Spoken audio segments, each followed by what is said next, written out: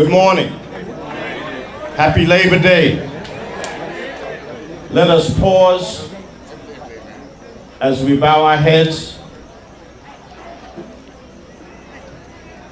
Gracious and merciful God, as we gather to give you thanks for the gift of another day, we stand in this moment acknowledging the shoulders upon which we stand.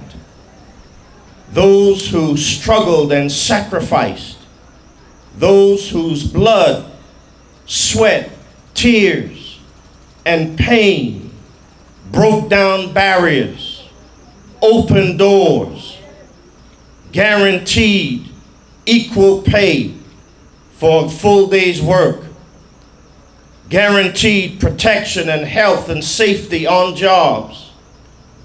We stand in debt, O God, and give thanks to all of those that have gone before. We thank you, O God, for this day, for the current leadership of the BTUC, who continue to remain steadfast and provide a beacon of light and hope in a moment of darkness. The period when constitutional rights are under attack, and every worker has to struggle every day for security on their job, for those that are unemployed. And so on this day, we join with workers across the world to unite in solidarity, to renew our commitment to continue to fight and struggle until the walls of injustice are torn down, until justice rolls down like water and righteousness like a mighty stream. Amen. And so bless this day, bless every participant, and may this day merely be a transition as we journey toward a new day, a day in which all labor will be respected. These and all other blessings we ask in the name of Jesus. And all of God's people said, Amen. The B.I.U. still holds that Bermuda has a free democratic society, and the Constitution grants us the protection of freedom of rights and freedom of speech and all that sort of stuff. But I can tell you that if you pay attention to something that Minister Faye said in his press release on September 3rd, he says he's not trying to take away any of their rights. He just wants us to behave like little boys and little girls. When he says so.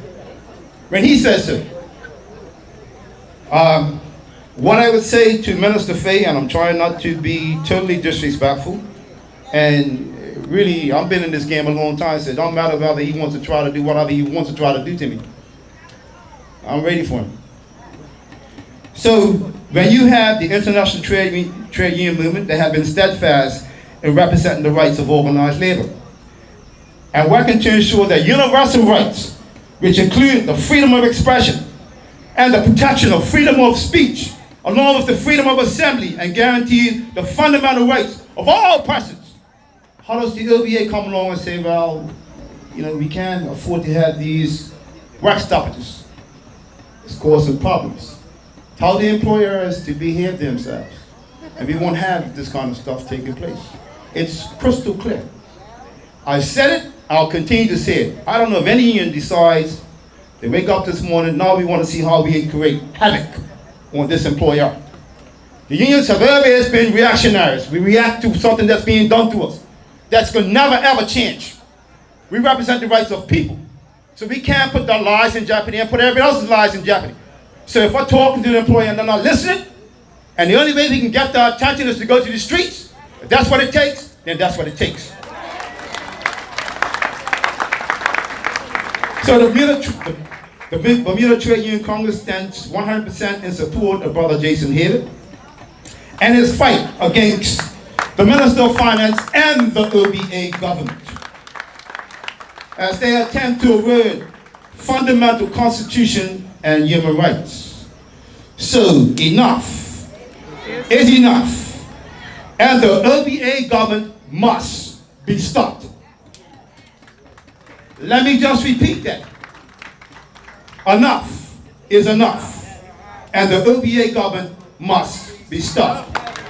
Let me pause here for a minute, because if you didn't see Channel 82, where the B.I.U. bank was advertised in 2014, after the banquet, the premier of the country was interviewed, and he was asked what he thought about Dr. Brown's speech. And he said, I'm more interested in what Mr. Furbert had to say as opposed to what Dr. Brown has to say. But I want to know what it's going to say today. I bet you it's going to have a complete turnaround. Why? Because the power of the people is greater than the people in power. And the LBA should recognize that. In my 2013 Labor Day message, I asked for our social partners that they should all come together and have regular dialogue. Then in 2014, and I got caught some flack for this, because people thought I tweeted it would be a lifeline. Well, if I did, maybe it was so short they couldn't catch it. Because what I encouraged in my Labor Day message of 2014, I encouraged the LBA government, I encouraged the opposition, PLP, the employers, and the trade unions to all come together in the interest of Bermuda so that we can get our country back on a path to success. But that never happened. Now, they might come on and say, well, we had this retreat in October 2014. One meeting for 3 hours or 6 hours, that ain't good enough. But interesting, some of you who were at the banquet heard me say this on Friday, but I'll repeat it again. The way how they arranged that retreat, all these social partners were not invited. They were all not invited. Well, with the exception of one. And that was the Progressive Labour Party. So, when I called the Permanent Secretary, Mr. Randy Rochester, and I'm calling his name. And, I sorry if it's a BPS member, but I'm going to lay the cards where they lie. I said to Mr. Rochester that I noticed that the PRP has not been invited to this retreat, and I want to know why. Because when we go back a year ago, when we were at Princess, you told us it was 11th hour, so you really couldn't get them, so we gave you a pass. Now here we are, weeks before the retreat, and you're telling us they're not invited. Why not? I can tell you that unless the PLP is invited, the B.I.U. will not show up at that retreat. We will not be there. Well, they went ahead and they invited the opposition leader, Brother Mark Bean. They invited Shadow Minister of Finance David Butt, and they invited Brother Derek Burgess. But here's what I can take, and I say this respectfully to anyone. Just be truthful and just be honest. Because Randy Rochester tried to spin it like it was something else, when it was not. Because I've got the emails. So unless he comes on my server and deletes them, I know what him and I said to each other about the PLP being at that retreat. Now we move on to the Minister of Home Affairs, the Honorable Michael Fay, on September 3rd. The minister says, and I've got his statement in front of me, we came to the table in good faith.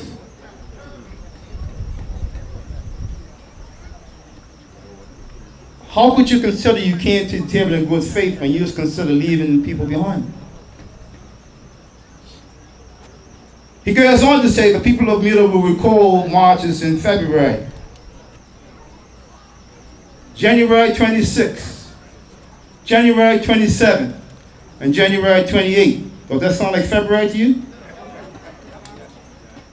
And people say, well, maybe he just misquoted, that's fine. We all make our share mistakes, but certainly I would think that you had thousands of workers out in the streets for 2 days. And it was tempting to get even bigger. That you don't remember that it was January? Yeah, maybe his memory's a little fuzzy. So him and the Minister of Finance, I guess they got something in common. And the interesting part about it, how do you not remember it's February when you've got the unions in court now? You got an injunction that's 94 pages long, and all throughout there it's got the 26th, 27th, and 28th of January. So how do you put February in the statement? See how careless it is? courtesies. As I said a moment ago, the OBA over the past 2.5 years has given a lot of lip service to the Trade Union Congress and the people of Bermuda, and we have simply had enough. And then you have a person, and I'm saying a person, and respectfully, she is a senator, but even though she is a senator, I would say that respect is due. You cannot go around Senator Georgia Miles and totally disrespect the noble obedience who were born here and say that something about accidental birth.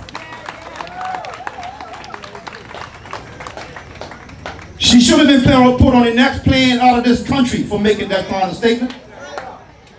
But what do? We just take everything for granted, like we're just gonna go on and everything is gonna be fine. But let me just say that I want to finish off this issue with the Minister of Film Affairs, who believes that he's not trying to take away any of our rights. As I said earlier, he just wants us to behave like little boys and little girls. But the mere fact that you are going to try to get a permanent injunction, a final injunction against the kind of action that he speaks about on the 26th and 27th and 28th of January. In 2015, this year, in January to be exact,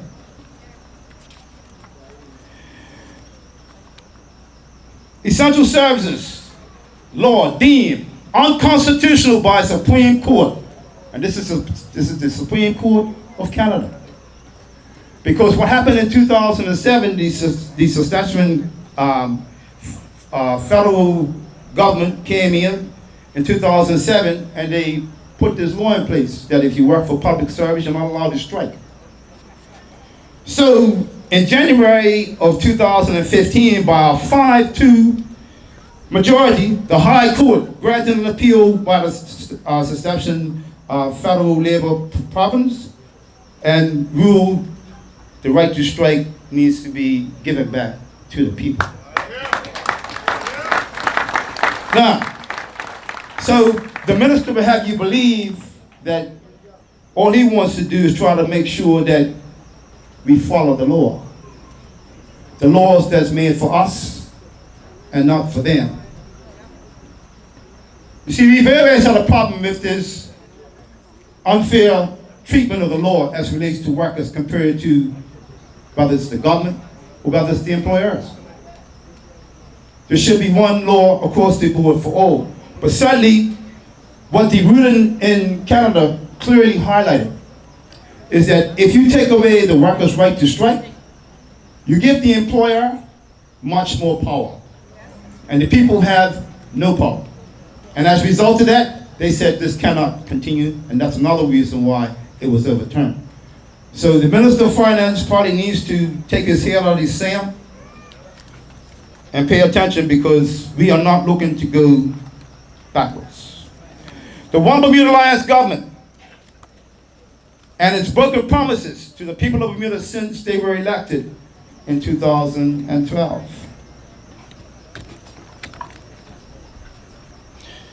The OBA promised 2,000 jobs. So where are the jobs? I think the minister said in a press statement a week or so ago that the jobs are coming. Next election is coming too. But here is the problem the OBA has. See, unlike most people, is that he kind of feels, well, if I give 2,000 jobs, we'll be okay. If he created 2,000 jobs, that'd be great. But he owes us 4. He owes us 4,000 jobs. You might say, well, how do you come to that conclusion? Because in 2013, there was 1,166 jobs lost. In 2014, there was 790 jobs lost. And in 2015 already, there's been 150 jobs lost. The Minister of Finance will have you believe employment is getting better. Now, he says that because the employment rate fell by 2%. But what he didn't tell you, well, jobs fell by 150. But the unemployment rate came down by 2%. You can play with these numbers any way you want, to get them to say what you want them to say. But the reality is, we lost 150 jobs for 2015. So the total jobs that have been lost under the OBA government is 2,116. You add that to the 2,000 jobs they talk about, they owe us 4,000 jobs.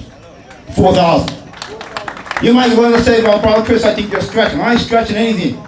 When Barack Obama was elected president of the United States in 2008, they talked about the amount of jobs that have been lost. And I think by 2013 or middle 2014, every one of them jobs were put back. Every one of them. So if the ABA government wants to live up to its pledge, we want 4,000 jobs and not 2. Then the issue of term limits, another broken promise. Gaming, another broken promise. On the issue of PRCs, the ABA says, I'm not trying to do this for any political gain, but it's my belief the reason why the ABA is looking at the PRC issue, they want to give them the right to vote to strengthen their marginal voting areas of the OBH. And that's a fact. Because when you appreciate that the last election was won by either 5 votes or 15 votes, because the PLP lost the seat in Georgia by 4 votes. So if 5 actual people vote for Sister Renee Mead, we now are 18-18. Colonel Birch lost by 10 votes. So if you get 11 more people that came out and voted for him, the PLP now either is 18-18 or 19-17. So the OVA should not be treating the people of this country the way they are now, because it's not like they went in on that clear of a majority. The new hotel in St. George's and the concessions that the government is giving to these investors while Bermudians still struggle to find employment. The promise of good governance by the OBA, and I'll come back and touch that again in a minute. Again, I say, the OBA government has gone too far, and they must be stopped.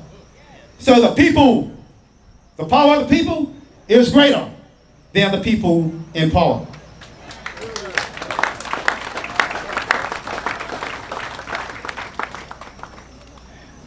Now, here's where the rubber meets the road. Some of us will remember, some of us may not remember. But I'm just going to remind the OBA government and those of you who may have forgotten what happened in 1981. And the reason why this is so important, because we've got a number of very delicate issues that the OBA is playing with Bermudians' lives. Oh, yeah. But yet, in 1981, I stand to be corrected by Brother Adi or Brother Derek or Sister Molly, that basically in 1981, we were doing wages for hospital workers and government workers. When everything fell apart, and we had an island-wide shutdown then that caused the general strike of 1981. Now look at all the issues. Look at all the issues that we've now seen since 2012. But yet issue after issue after issue. So we have to certainly look at this situation. And I'm saying to you that when we look at 81 and compare to what's happening to us now, what happened to us in 1981 and what's happened to us now, it's a lot worse. It's a lot worse. We didn't have 3,000 people unemployed in 1981. We didn't have the government, not looking at making sure Bermudians got gainful employment in their own country. Well, by 1981, we were there in 1975, the Essential Service legislation, that was okay. But even though that legislation was on the books, it didn't stop the country from shutting down. So, this whole question about what we need to do and the reason why we need to do it, because now we're talking about this airport deal. The Minister of Finance could stand in front of the media and when asked the question, what is it going to cost? He doesn't know. Excuse the expression, but how could you be the Minister of Finance talking about a $250 million project and you don't know what the cost is going to be? If he was in any other country, he'd have been fired. He would have been fired. So pay attention. Because remember, Initially, the airport was supposed to cost $200 million. And then 6 months after that, it went up to $250. It went up from 30 years to 35 years. Nah, somebody, yeah, it's getting fuzzy. It's getting fuzzy from that side because it ain't fuzzy from here. It's very clear. So what I find interesting is that the minister says we're dealing with people that this is what they do. And they've done this all around the world. So how come they don't know the numbers? Something smells funny. Fishy. So, again, the OBA government and the Minister of Finance, the Honorable E.T. Furbert, is not listening to the people because there was a poll conducted on the airport project. 75% of those polls were not in favor of the project. 1981, 2015, the government is completely ignoring the people. The OBA government. So the importance, and look at what the OBA says. I can't miss this. This is theirs. It's the OBA document. And the reason why I'm holding up because I'm not going to open up and read from it. I have the quote here. So the importance of the people-based planning is key. As I said in my 2011 reply to the throne speech, our job is to serve the public, to solve problems, to run the country on their behalf, efficiency and value. To do so with integrity, selfishness, to put Bermuda first. Well, does it sound like they're putting Bermuda first? They're going to poll that says, leave it alone, and they're saying, well, forget you, we're going to here. That is the height of arrogance and disrespect.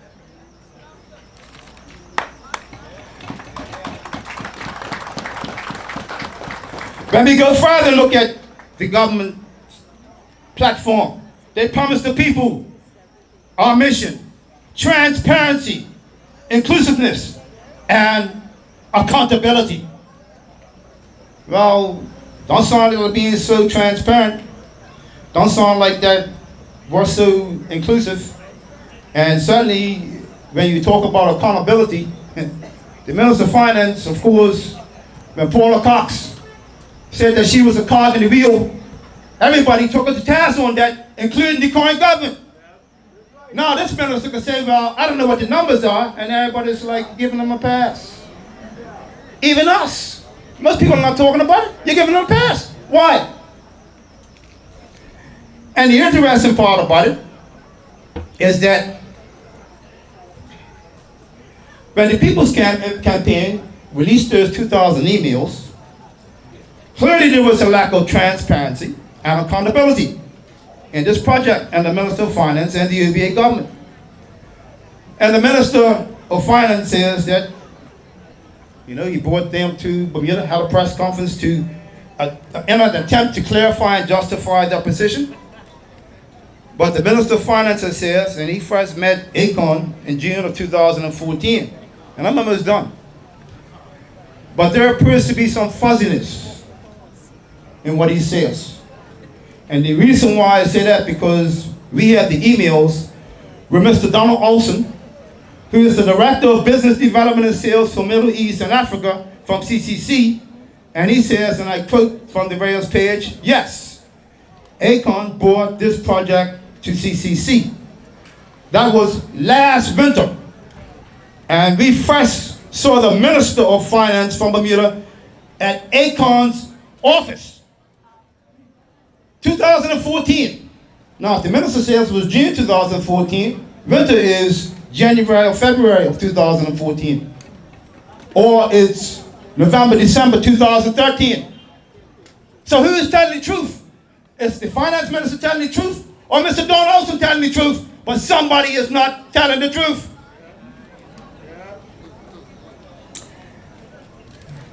Now, let us just say for a moment that we agree with what the minister is saying, that he didn't realize that, CCC and Akon was having a conversation about this project because he was dealing with CCC. He wasn't dealing with Akon. But here is where the rubber meets the road. Let's just say for the moment that we agree with the minister's position, that he did not know that he was being played by CCC and ACON. However, once the minister found out the truth, this did not change his opinion about CCC and ACON, because he is still going ahead with the deal. Something smells fishy. How could these guys, how could they tell you that we're about cover? And remember, this is not my statement. Steve Acon, president of Acon Concession, says that this is the way we do business. He told the people that that's the way we do business. We use the words like cover. We use the words like lack of transparency and planting questions. Why would this government and the people of Bermuda want to be in a situation like this? So, brothers and sisters, ladies and gentlemen, enough is enough, and the OBA must be stopped. My final one or two comments is that Dr. Martin Luther King addressed a group of workers some 2 weeks before his death. And what he said is that what I am simply saying is that in this moment in Washington, we are going to demand what is ours. Let me just repeat that. We are going to demand what is ours. Powerful. But here's what he goes on to say. The question is whether the real is here. The question is whether the real is here. Now we'll talk about Bermuda. So, having said that, on Friday evening, Brother Jason, and I like the way he put this because I thought it was sweet. Sweet. The shepherd cannot lead his flock while the sheep are asleep.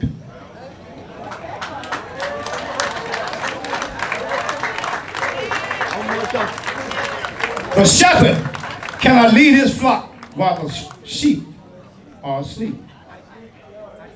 The people of Bermuda must awake and be ready to do what's necessary to stop the OBA government. Therefore, ladies and gentlemen, I say to you today that it's time. The time has come for an action plan to stop the OBA government from inflicting any more pain on the Bermudian people. Because enough is enough. We may have to sacrifice to secure our future. We may have to put aside our fears to do the right thing for the people of Bermuda. We are going to demand what is ours, because the power of the people is greater than the people in power. Thank you.